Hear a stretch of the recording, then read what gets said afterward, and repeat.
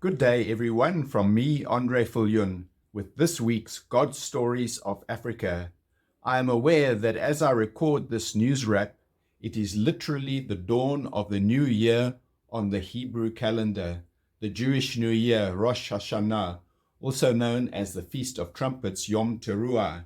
The day of blowing the shofar marks the start of the 10 days of awe leading up to Yom Kippur, the Day of Atonement. I mention these things because while we are talking about Jewish holidays, God used such appointed days to point to Jesus. Jesus participated in the holidays. He fulfilled a number of them. Major events in his life happened on the holidays, and he could well be returning one day on the Feast of Trumpets. I agree with many who believe God still speaks prophetically through the special days on his Hebrew calendar. Messianic Rabbi Jason Sobel says, one of the important things to remember is that the biblical holidays are not just meant to be past remembrances, but they're meant to be present reoccurrences in our lives. They're meant to be present reactivations. So what God did at this time in days long ago, he wants to reactivate and redo again in our lives today. That's one of the meanings of the biblical word Hag for holiday. It literally means a circle, because these events are meant to be secular in the sense that they happen again and again and again. What God did then, he wants to do for you. He's the God of the again. And so he reveals that to us in these biblical holidays. Sean Boltz, author, media personality, and prophetic voice, says this Rosh Hashanah marks a time for many people of passing through a door from a tight space into a wide space of what they are supposed to be doing and can only do if God provides a breakthrough. He adds, there's something about this particular season that, again, I don't think we can get all the way to where we're supposed to go without doing it in a very intentional way to pursue God for what he's saying. Like, we need to hear God right now. May we be attentive to what the Holy Spirit is saying. Continuing with this week's news, Christian leaders in Southern Africa paid tribute this week to the founding president of the IFP and traditional prime minister of the Zulu monarch, Prince Mangosuthu Buthelezi, who died last Saturday, aged 95. In a message of condolence to his family, the leader of the Anglican Church of Southern Africa, Archbishop Thabo Makgoba, said, apart from being a towering figure in the life of the Zulu nation and South Africa, Prince Buthelezi was a lay minister of our church who often represented his parish, the Diocese of Zululand and AXA, in church forums, and was a member of the Order of Simon of Cyrene. In a statement on behalf of the Catholic bishops in Botswana, Eswatini, and South Africa, Archbishop Stephen Brislin said, although he was often involved in controversies and many political tensions, he was a devoted father, a committed Christian, and a practicing member of the Anglican Church. ACDP President Reverend Kenneth Meshwe said Buthelezi was one of South Africa's towering but humble leaders with strong convictions, a man who believed in God and obeyed the dictates of his conscience. He was a man of reconciliation and played a pivotal role in the peaceful transition from our painful and divided past of brutal apartheid to the democratic constitutional order we have today. On Tuesday, President Cyril Ramaphosa announced that Buthelezi's funeral, which was later scheduled for Saturday at Ulundi, would be a special official funeral, Category 1.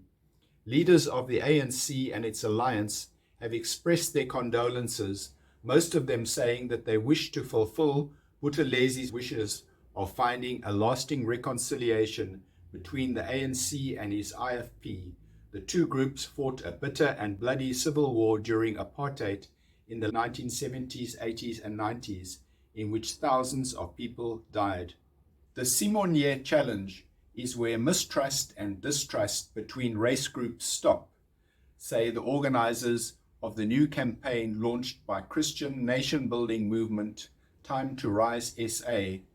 Biases and negative stereotypes are usually born out of ignorance and not knowing the richness of each other's cultures, says Dr. Pearl Coupe, a Time to Rise advisory board leader who is driving the campaign.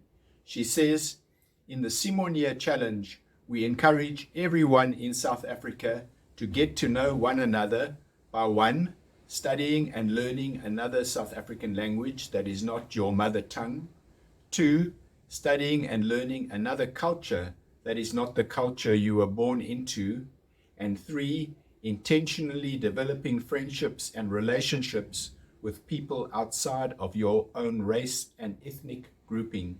Simunye is Zulu for We Are One.